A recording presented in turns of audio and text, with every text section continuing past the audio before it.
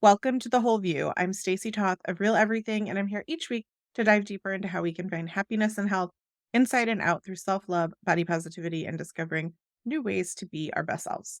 Before we get started, a reminder this podcast is for general educational purposes and is not intended to diagnose, advise, or treat any physical or mental illness. And well, Dr. Jeff is a doctor, he's not your doctor. So we always recommend that you see a licensed health professional accordingly. I am excited to introduce you to Dr. Jeffrey Gross, a board certified and fellowship trained neurosurgeon. Dr. Gross is the owner of Spine, all capital letters, and a regenerative medicine practice called Celebrate, which we're going to be talking about later today, practicing in California and Nevada. But you actually hail from my hometown. I don't know if you know this. You graduated from GW, and I live in the suburbs outside of DC. So that's where you went to medicine school, medicine and health sciences in 1992. And Dr. Jeffrey also specializes in concierge treatment options for patients with neck and or back problems, as well as brain and head injuries. And we are going to be talking because you are an internationally recognized expert in the field of neurosurgery and stem cell medicine, continually striving for non-surgical treatments, which I think most patients want as well, right? Like when we're talking about the brain and the spine, we're like, what can we do to avoid surgery? And Dr. Gross has written and spoken internationally on regenerative medicine for the spine and anti-aging, as well as medically speaking concerning prevention, diagnosis, surgical treatment, rehabilitation of disorders that affect any portion of the nervous system, including the brain, spinal cord, peripheral nerves, and extracranial cerebrovascular system. Did I say that correctly? Did great. Awesome. Okay. So I don't know how much listeners know, but neurosurgeons are doctors who diagnose and treat problems specific to the nervous system, which is why all of these things are linked, often performing surgery on the brain or the spine, as I mentioned, but can treat strokes, tumors, certain types of birth defects, infections, head or spinal cord injuries. So I'm curious, Dr. Gross, also to talk in this post-pandemic world, what you're seeing in this kind of emerging opportunities to support some of these newer health effects from the pandemic. But we'll talk about all of those kinds of things, the emergent science on stem cell therapy, as well as non-surgical and regenerative medicine options. But first, in whatever I did not cover, can you tell us a little bit about yourself? Welcome to The Whole View, and maybe tell us why you have this passion, what brought you to this work. Thank you. I'm happy to be here and speak with you and your audience today. This is great. This should be fun. It already is. My short story is I was a practicing neurosurgeon, mostly doing spine work because I have additional training in spine. And for the better part of it was about 2 decades into my career, and I looked back and said, I've been doing the same thing that I was trained to do by people who were doing the same thing that were trained by people the same thing for so many years, and trying hard to leave surgery as the last option. But still, a lot of the surgical options we have, particularly for neck and back problems and pain and things like this, hadn't changed drastically in many decades. And patients would come to me and say, the therapy helped a little, the injections I tried helped a little. And we say, well, I guess we have to talk about the option of surgery. And they say, I'm just not quite ready for surgery. It's okay. That's good. Let's not be ready. Well, what else can I do, doc? How about stem cells? How about stem cells? I get hit over the head with that enough times. I said, I'm going to look into it. And I started going to conferences and educational opportunities and got trained and read and researched. And all of a sudden, I have a new, exciting kind of version 2.0 of my practice. And I'm doing things I didn't think I would be doing, but I love doing them. And yet I have another tool to help people avoid surgery, not just now of the spine, but help people heal from nervous system problems and other things and help them avoid surgery of other joints, knees and hips and so on. Well, I'm excited to talk because I have a lot of joint problems in my family. My grandmother had terrible arthritis, and I myself had incredible knee pain in my 20s before I started to understand what was causing inflammation in my body and working on that a bit more. And I don't know how much you know about me, but I used to be a competitive athlete until I had a really bad back injury. And I did years of trying to improve my health. And it was with one cortisone treatment in my spine that allowed me to then actually do some of the physical therapy and then get better. And so I know how powerful that could be. And my doctor who was saying, "I think you're gonna need surgery." I came back in months after the injection and he was like, "I can't believe how well you're doing. I would have told you 80 to 80% with surgery and you're doing 90% on your own with physical therapy and movement. So no, we're not gonna do surgery," which is the most any person in their 30s who has, at the time, 3 relatively small children wants to hear like, nobody wants to have to do back surgery, right? So, I have a personal vested interest in this idea that there are treatments out there. These are real medicinal treatments that are backed by science and studies, and listeners, so before I welcome Dr. Gross onto the show, I actually insisted on receiving some of those scientific studies. I am very in-depth in ensuring that we don't have people in the show who are just like doing random things and saying that it is miraculous and healing because it's something that they can sell. And so I take a lot of pride in ensuring that the people who are here talking about things are actually providing value and knowledge to listeners and not just like thinking things might work. And what I loved about looking into the research that you're showing is it is emerging. There is not a plethora of studies that can show a lot of things, but there is information out there and there's a lot that I could see from looking around where people are saying we should really do more studies to look into how stem cells could help this condition because we've seen that it helps in something similar, right? And so I'm hoping maybe we can start our conversation just by educating listeners a little bit because it is emerging. And I know for me, I hear some of these terms and I'm like, what does that mean exactly? Or I think I know, but I don't really know. And so even when it comes to something called stem cells, I'm like, what exactly is a stem cell? Right? Like maybe you could talk through some of what these terms are to get us all on the same page to talk your language. Totally, happily so, because one of my goals, not just with you today, but in joining other podcasts and writing blogs and getting out on social media is to educate people about the field of regenerative medicine. And that's really what we call this. Stem cell medicine is the sexy form of the word, but it's regenerative medicine. And it taps into our own ability as a living, breathing person or animal of sorts that we are to have and use our own repair and healing and regenerative processes. And if you look across biology, we see that in cells that can recycle their parts. We see it in certain species like starfish that can grow a new limb. We see it in certain lizards that can regrow a tail I and was just certain gonna say, my husband loves skinks and how they regrow their tails. Yep. and there is some overlap in the human. A child less than 6 years of age, if the child is to have a accidental cut above the fingertip. Yeah. Oh, there you go. You Do you can know reach. this about me? I I cannot believe don't. you No, just no. brought that This is up. well published. This is well published. 5 or 6 years of age, though, we shut off those genes as long as the cut is further out than the last joint. But Mhm. go ahead, tell your story. I want to see how that. Oh my gosh. So I'm totally interrupting you, and this is a thing that I hid for years, and I had a lot of as a child, a lot of shame about, but when I was 18 months old, cut off the tip of my right pointer finger.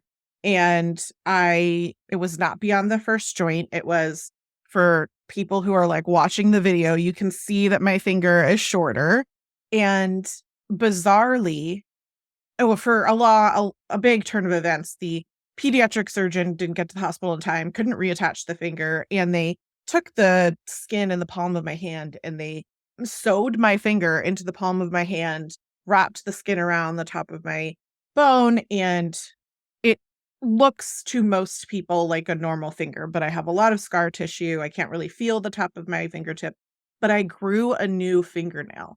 And it's funny shaped and weird, and the doctors were like, "We don't understand, like, you cut off your nail bed, but you grew a new fingernail back." And so I'm just sitting here listening, I'm like, "Wait a minute, you just randomly talking about cutting off the top of a finger, and I happen to be this person who has had that experience." Yes, this was not scripted, everyone listening. It is known that that's the leftover human vestige of these genes that we turn off, these regenerative genes.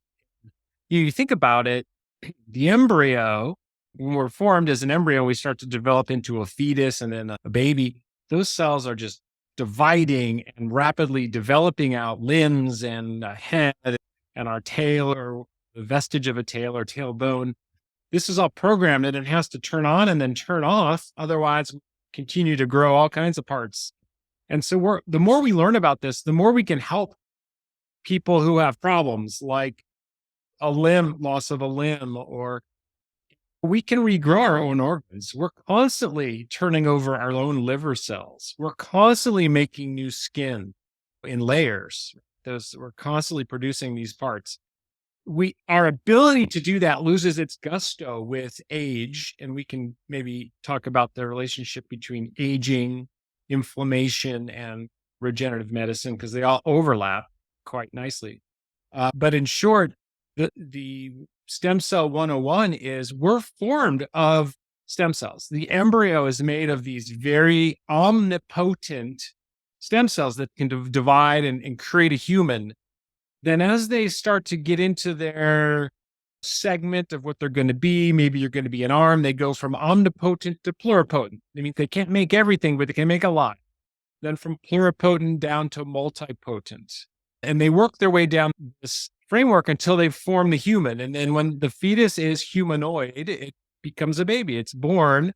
And we retain these cells, these stem cells, not so much the embryonic ones, the ones that we started with when we were just a ball of cells, but these ones that can still replace any missing tissue that we need, regenerate organs that we need. And they haven't gone to the vocational counselor yet. They don't know what kind of cell they're going to be, but upon need, they're called upon. And most of those are stored in our bone marrow, although they're in other parts of the body. Those are what we generally refer to as stem cells, because all of our cells stem from those. And that's just the basics. Are there different types of stem cells? Because there's also like, I can't pronounce it, mesenchymal, right? Like are there different types of stem cells? Because also, in addition to bone marrow, I know that when I was a pregnant mother, it was suggested that I save the um, stem cells and from the cord blood, right? Like store Right. cord blood, which was exorbitantly expensive back when I was pregnant, but is now, my understanding, much more affordable and common practice. Right. So, yeah, let me cover those because those are all common things we've heard about. There are different types of stem cells, and they come from the different layers of the embryo. And there are three main layers. There's the outside called the ectoderm, the inside called the endoderm, and most of the meat, the middle layer, is called the mesenchyme. So a stem cell from the mesenchyme is called a mesenchymal stem cell, or for short, an MSC. And most of the work we do, especially with joints and spines and things like that, come from MSC type stem cells or derived from MSCs. Now, when you are making a baby in your womb, that baby is connected to some baby making supply depots, the placenta, connected to the baby through the umbilical cord. And although the baby is rich in stem cells and created from stem cells, so are those cells traveling through the placenta and along the cord to get their nutrients. So when the baby's born, there is a reserve supply of extra cells in the placenta and in the umbilical cord specifically. It's in a very goopy part of tissue, and it's called Wharton's jelly. It contains many cells. And you can harvest those, and it's been done for many years, and put them aside. And the main purpose of that over the last couple decades was for the sole purpose of, God forbid, your child gets a blood-borne cancer called leukemia, then you can have a chemotherapy to wipe out the entire supply of bone marrow in the baby, and all the cells related to it, and resupply it with that umbilical cord cell. So that was the purpose of banking that and the rarity. Now, can we now use those cells for other purposes? Sure, as yet a mainstream thing, but for those people who banked those cells earlier, when these children become in their 50s and their 60s and they need stem cells for a knee problem, we might be able to tap into that. That is one source of multiple sources of those cells.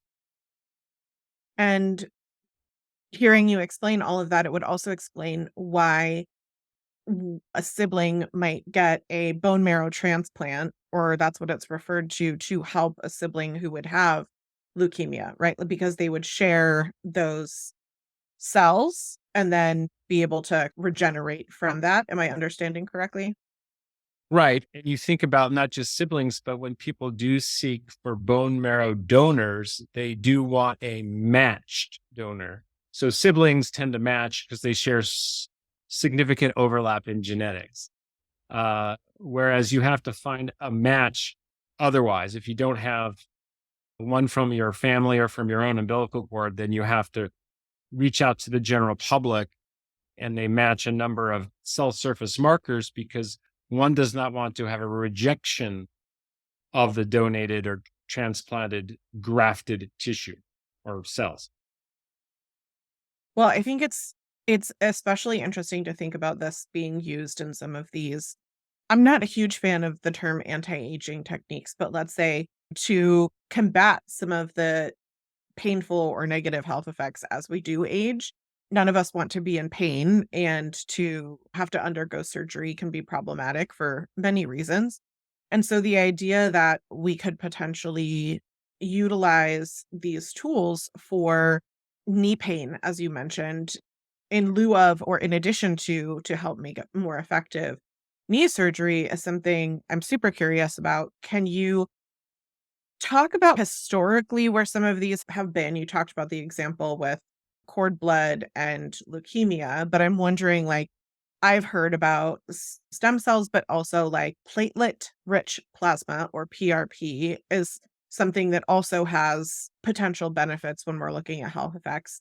What are some of the ways that these have historically been used versus some of the ways that we're discovering they can be used preventatively, regeneratively in the future? Okay. I'm going to answer in two parts. First, I think we should define the different general categories of regenerative biologics. So there are platelet rich plasma or PRP, there are stem cells, and there are stem cell derived nanoparticles called exosomes.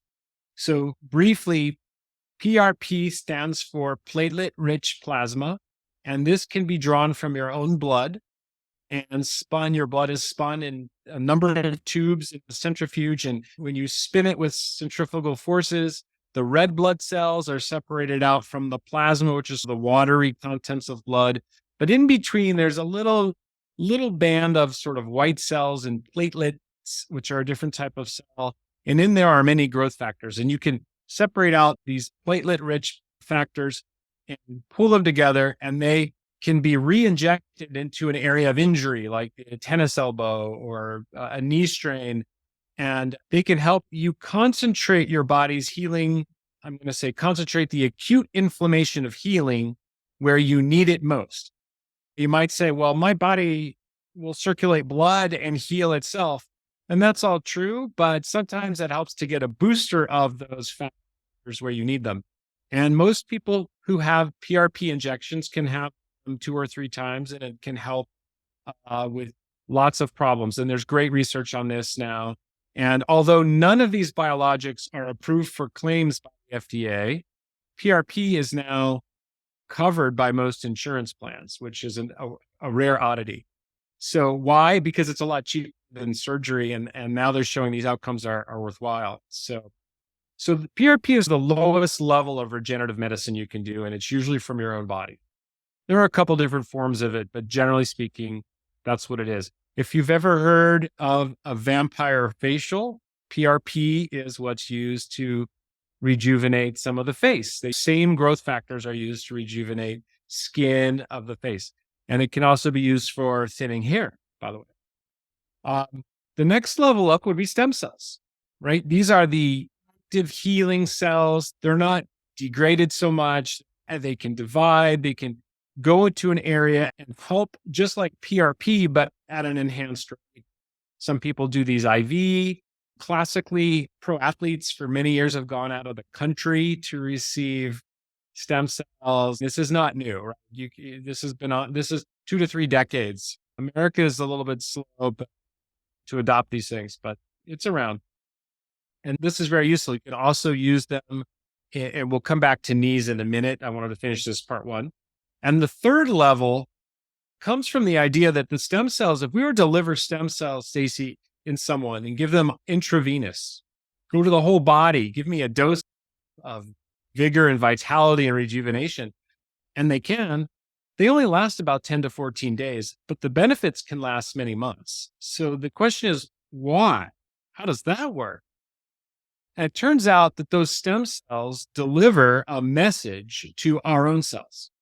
And that message comes from thousands of very small particles from each stem cell, delivering a small packet of growth factors and microRNAs to our cells to tell them to behave in a more rejuvenated way, to activate them. Even our own stem cells can get activated through this message. And these particles are called exosomes, EXOSOMES. And they're called nanoparticles because a cell, like a stem cell, is measured in diameter in microns, 10 to the minus 6, for those of you who remember all your math. And something 1/1000th that size is 10 to the minus 9, which is called a nanometer. So they're nanoparticles. And those are typically, and now we can just get these concentrated exosomes and deliver them and skip the stem cell middleman. And a lot of what I do now is based on those. But they all have rejuvenating benefits. They all fight inflammation on a chronic sense. And inflammation is slowly degrading us, slowly degenerating us. So the opposite of degeneration is regeneration. That's why we call this regenerative medicine. All right, that's part one. Part two is now let's talk about knees, for an example. I think you brought that. So the simple concept is, oh, my knee is wearing down. The meniscus cartilage layer is thinned or torn, or I've had surgery to clean it up once or twice. And now I'm told I have arthritis, which is a overused, vague term. Or my doctor says I'm bone on bone. He did an x-ray. I'm bone on bone. Well, no one's really bone touching bone. There is something there. But what they're saying is your cartilage is worn out. You need a knee replacement. Well, that's a pretty barbaric surgery. It does have a role. It does help. But boy, if we could avoid it by helping the cartilage stay in a good shape or even enhance it a bit and reduce inflammation in the joint, because inflammation leads to arthritis. In fact, the word itis at the end of that word means that it's inflammation, like inflamed tonsils is tonsillitis.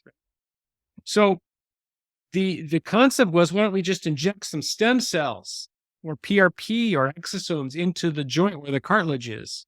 Because we do these gel injections now, right? A lot of people have those. Well, it turns out that's okay. There are some decent results, but they're not fantastic. And the reason for that is cartilage or the meniscus isn't very bioactive. It doesn't have a lot of cells. It's a biological rubber. It's your tire tread in your knee. It's the soft part. And think back for a minute when we were a fetus and we were creating that knee, It was created out of those mesenchymal stem cells, those MSCs that are still residing in the bone. So if you think about it this way, the tips of the bone edges formed the cartilage in the knee. The knee is born of its bone marrow because that's where our stem cells are really compacted in. Think about the growth plates are at the ends of the bones. Why? That's where all the active stem cell activity is. So the group in France, Dr. Hernigau, published 2 years ago, 15-year follow-up. And this is exciting. And they compared a group of patients who were recommended knee replacement surgery by their orthopedic doctors. So they already had bone on bone or arthritis, osteoarthritis. And Dr. Hernigau said, hey, we're having this study. Instead of having knee replacement, would you like to try these stem cells? They had no problem getting people to sign up.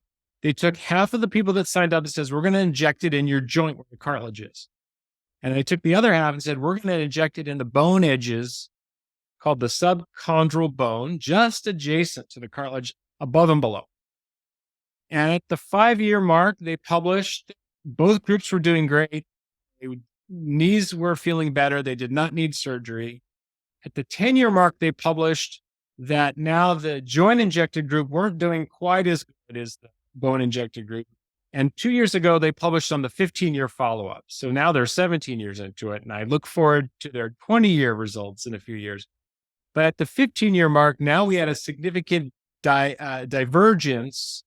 The bone injected group were still doing great. Over 80% of those people still had a healthy knee and still no longer needed a knee replacement. Whereas in the joint injected group, it was down in the 20% remained okay. So this clearly shows us that injecting biologics into the bone can help regenerate the joint and save the knee. I should also add that last month, Dr. Scott Bowden out of Emory in Atlanta published a review of different types of biologic injections into the knee joint, not the bone, and found in the short run, meaning I think it was measured less than 2 years, that it was not better than a steroid injection. So I think that's more evidence for we need to look at the bone. And the simplistic and original thought was to go for the joint, and that's really not where to go. So I've been doing a lot of bone work for that reason. And I think what can be really fantastic about this knee study is that even if it keeps, like, let's say even at the 20-year mark, people are starting to need surgery.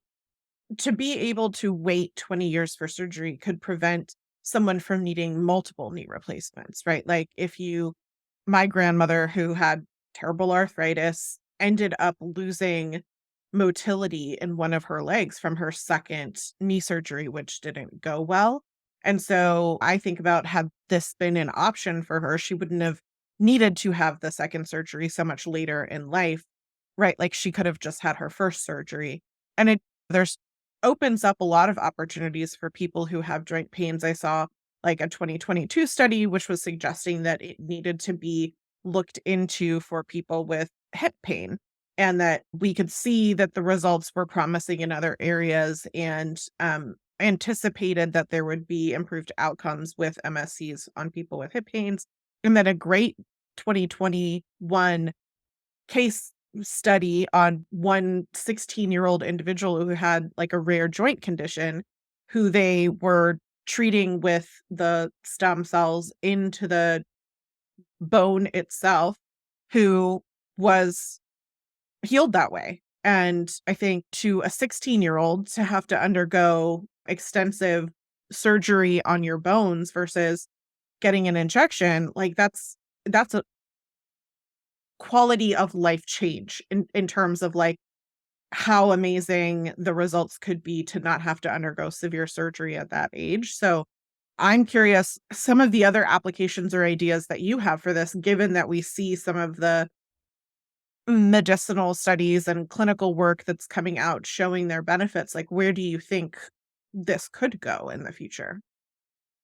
Well, I think it's already here. It's just not mainstream that the subchondral bone injections, and again, subchondral means just adjacent to the joint, is a great way to reduce inflammation and help restore the function of the cartilage. It's going to help prevent and reduce and delay, as you said, these joint replacement surgeries and larger surgeries. It won't replace all surgery at this time, but I think you're right that if you're in a study or you're matching the work of a study and 15 years into it, your knee that has done well after a stem cell procedure is now going south again, you can repeat it. The French study didn't have an arm for repeating it because it just wasn't designed that way. But why not do it again? If it worked once, it'll probably work again. So I think as opposed to going in every few months for a gel injection or a cortisone injection, you could do every 10 to 20 years a regenerative injection. It's a lot less effort and invasiveness, and it buys more time while we do see what the future holds for this. I'm chuckling because I'm thinking about, like, all the celebrities that would take advantage of, like, the anti-aging effects, like you were talking about the vampire facial, but also, like, I was just thinking to myself, all the memes that say, like, Paul Rudd hasn't aged and, like, all these things. I'm like, "This he's just getting MSC injections." That's all. They're just IV infusion must be. That's why people Maybe. aren't aging.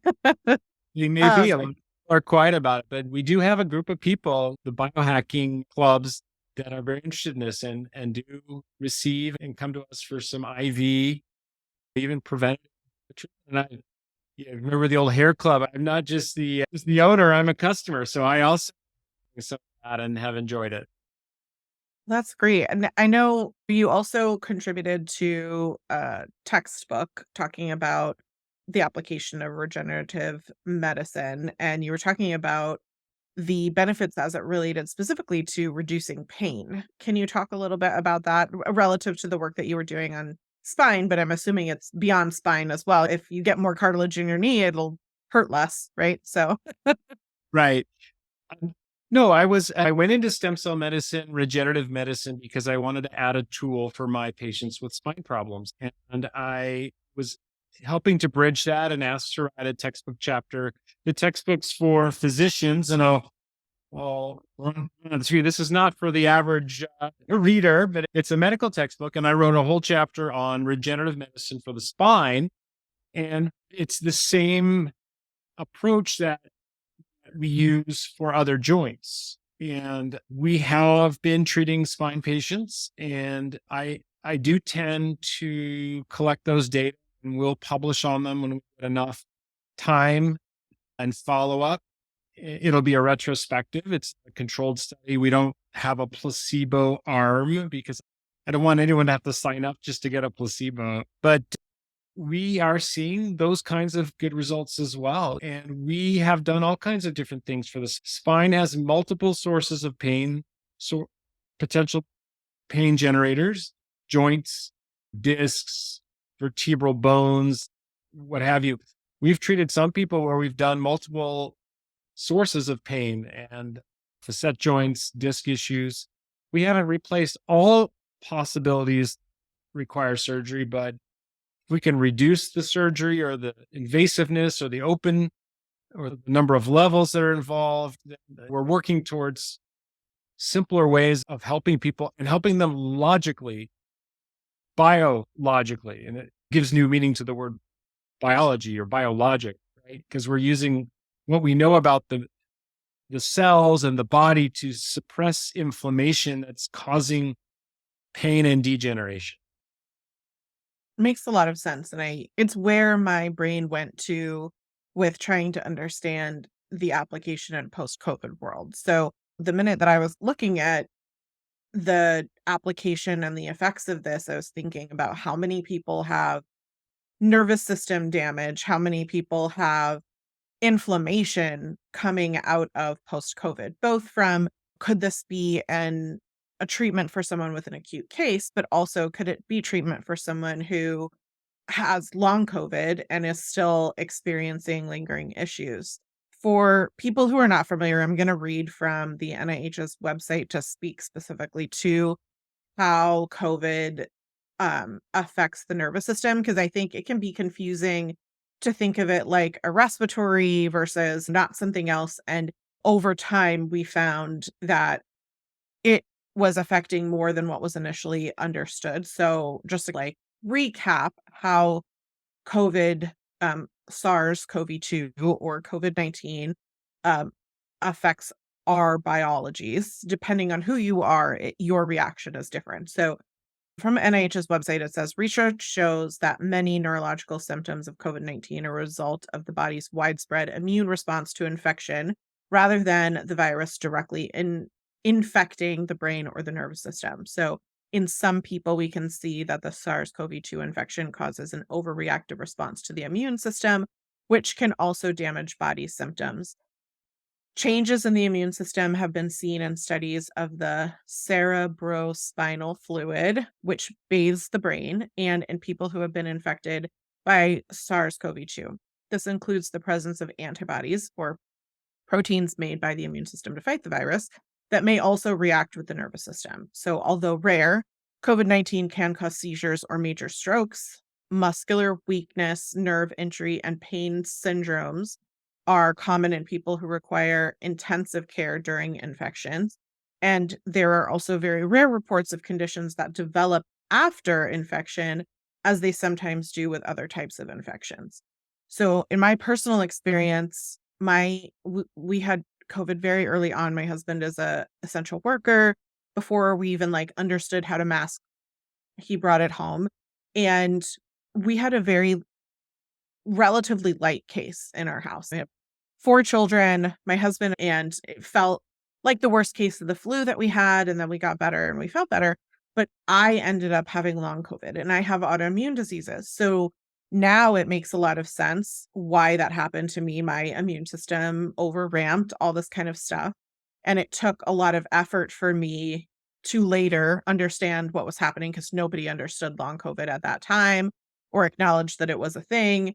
And needing to calm my body and my immune system to reduce that inflammation over time.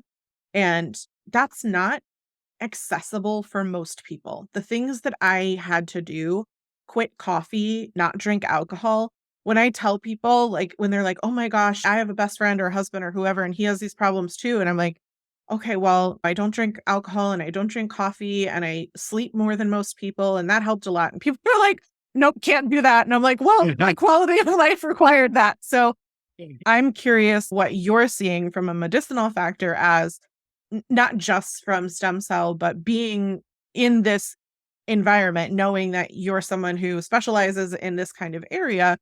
Are there other things that are available to people now that weren't necessarily available then to help with some of this stuff? There are. I think we've learned a lot the hard way. And if we can look at inflammation in general, we know that there are a few different overlapping situations, conditions that involve hyperinflammation or overinflammation. Autoimmune disease is probably the number one model for that, right? Whether it's thyroiditis or rheumatoid arthritis or some of the other ones, the body's attacking itself because the immune system is overactive. The inflammation system is upregulated and doing more than it should, and it degenerates faster. We have blood tests for this now. We have markers. We have biological age tests we look at to study this. We also know that certain infections have a more than expected inflammatory response. Because listen, inflammation is involved in our response, defense, and healing. You get a regular flu, you have an inflammatory response, you feel sick, you fight it off, you're better, it's done, right? And maybe you develop some immunity to the flu. Well, we know that some infections just are crazy good at inflammation. Lyme's disease is one of them. And then more recently, obviously, COVID-19. And we know this early on in COVID because early in 2020, when patients were being admitted to the intensive care units at hospitals all over the country, specifically early in New York City and with the volume of people there, we heard a new phrase. And the phrase was new to the layperson, but doctors knew about it. It's called cytokine storm. And cytokines are small molecules that signal from cell to cell in the body to make a move, make a change. And these cytokines are pro inflammatory. So we had people who had so much gunked up inflammation, they ended up in the ICU because their hearts were troubled and their lungs were so filled up they couldn't breathe. They needed ventilators more than any usual flu season. So this particular virus spike protein is known to be just incredibly inflammatory. And one additional clue is there was a study that early on showed people who got to the ICU with this COVID hyperinflammatory state did better if they had been on vitamin D supplementation, because vitamin D is so incredibly inflammatory. And most of the drugs, some of the experimental drugs or hard to get drugs, were known to be anti inflammatory. And there are others that didn't even make the news that are probably useful, like rapamycin and others. Now, one of the most anti inflammatory treatments out there is regenerative medicine, stem cells, exosomes. These things are probably the best at controlling the immune system. The word that's used is immunomodulatory. They temper the immune system. So there was one of the early studies with exosomes was in patients with COVID in an ICU setting. And they can be delivered IV, they can be delivered through a ventilator or through a breathing treatment. And this got expanded into patients with lung trouble, heart and lung trouble for long COVID. And there have been some good results. For neurological problems, the stem cells can help, but stem cells do not pass through the blood-brain barrier, meaning they struggle to get from the bloodstream into the nervous system because cells are big. What do you mean? They're not big. You have to look at them under a microscope. Well, relatively speaking, they're big. They're too big to get through the blood-brain barrier. They can help because they deliver exosomes that are small enough to pass.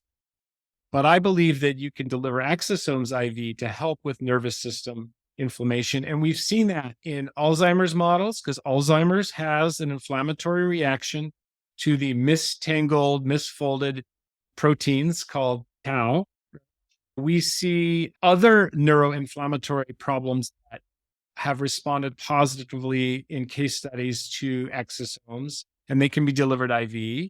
So it's my belief that we may have benefits for helping the body heal the nervous system by using these regenerative biologics, particularly the exosomes IV. It it all sounds very, like, on the cusp of super exciting, and I say on the cusp of because one can't just, like, walk into their regular doctor's office and say, "This is what I want," right? Because you had people coming to you and saying, "Well, what about stem cells?" And there was a time where you didn't know about stem cells, and a lot of doctors don't. So, because I like to always leave listeners with something positive or actionable that they can do, they can walk away and feel like, "Okay, I can either be of service to myself or I can recommend this to my friend who's been talking about knee pain and not wanting to get surgery." What can people listening today do if that's the situation they find themselves or someone that they know in? I would make sure you always get a second opinion before you have, even if you have complete confidence in your doctor, make sure you talk to a different person there and then ask the questions. Hey, doc, what about stem cells? And do they say, no, that's unproven or it's whatever? Then maybe they're not open minded enough to be willing to keep up on the latest techniques. And maybe, admittedly, that might have been me for a number of years. But I think my answer was generally, I just don't know. I wasn't trained in that. And I'm open to it. I just don't know. And finally, I said that enough times that I didn't want to say it anymore, which is why I went and got trained on it. And or ask a stem cell or regenerative medicine doctor in your area. We're everywhere. I'm not the only one. We're everywhere. Ask them, what are the options? What are the stem cell options? And figure them out.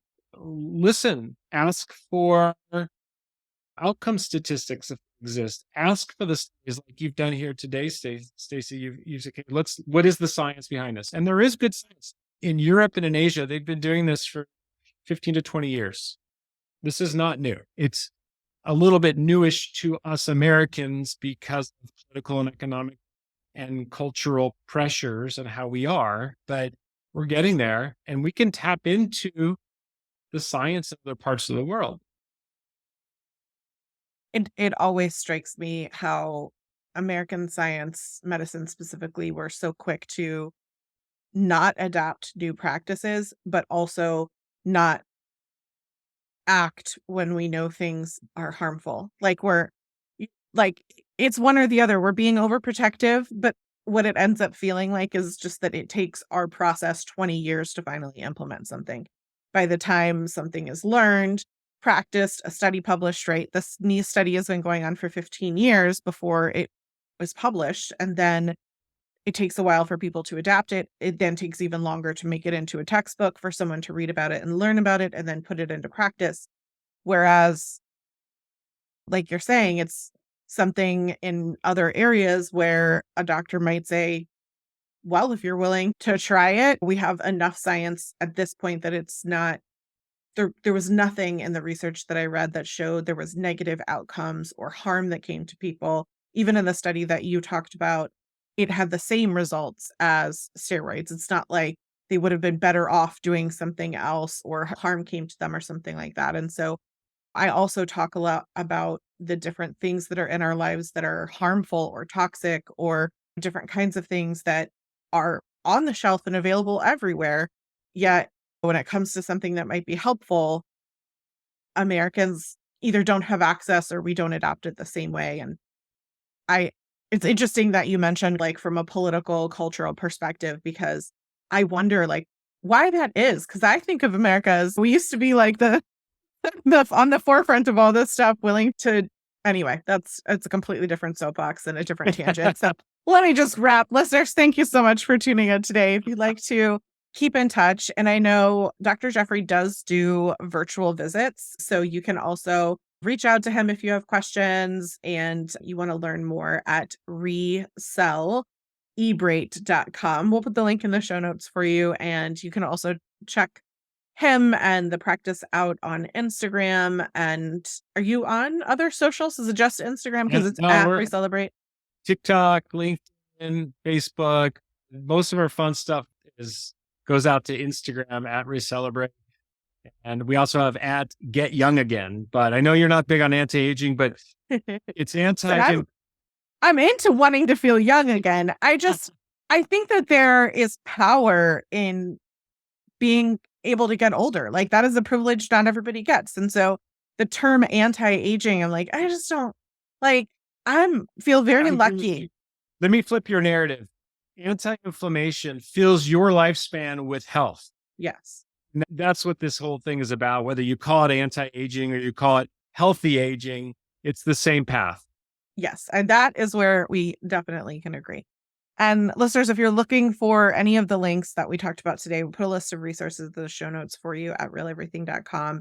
And of course, you can also head to patreon.com/the whole view if you want to get all of our shows delivered to your inbox ad free, which is a really great way to support the show that we create and produce ourselves. And if you enjoyed the show, could you please leave a review saying so? It costs you nothing except just 30 seconds of your time and makes a huge difference in my ability to be able to continue to do this work. Don't forget to follow and subscribe in the podcast app you're using. And as always, we appreciate your willingness to be open to grow through your own personal change. No one is perfect, but in listening, learning, and unlearning, we can choose to become better versions of ourselves for ourselves. Or perhaps we can become less inflamed, healthier versions of ourselves. Thank you, Dr. Jeffrey Gross, for joining us today. Thank you.